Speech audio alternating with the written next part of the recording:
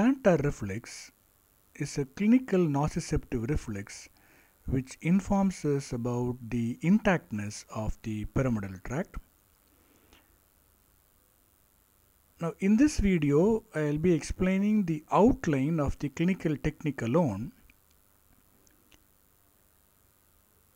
To begin with, the patient should be in a relaxed position in the supine state, the hip being flexed and externally rotated slightly, and the knee being flexed, so that the entire lateral part of the lower limb will be touching the cot.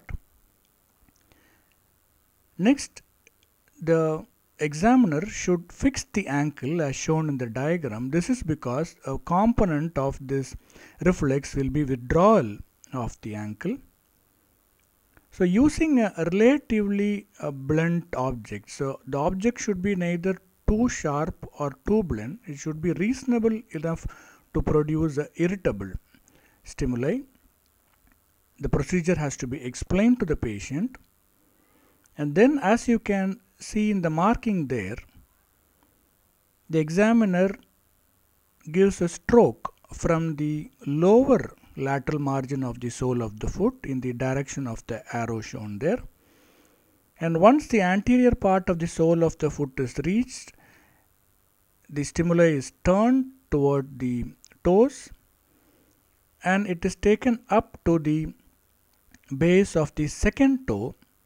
And what you should remember is avoid touching the base of the great toe, because it will actually cause stimulation and cause inappropriate flexion even in abnormal circumstances.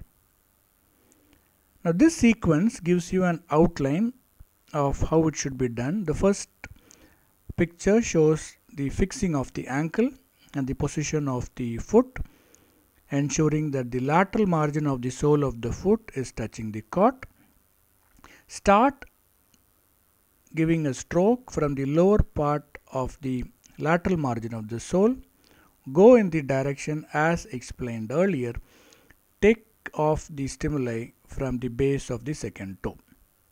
The normal response you get is flexion of all the toes. Sometimes when the flexion is very brisk, you can even see the adduction of all the toes. In addition to that, when it is very prominent, the individual may also flex at the hip as well as in the knee.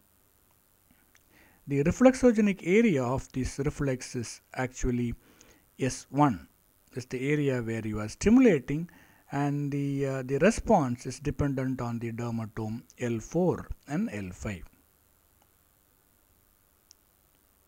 Also view the video titled Normal Plantar Reflex, which will give you an idea of how the sole of the foot is stimulated to produce the appropriate response.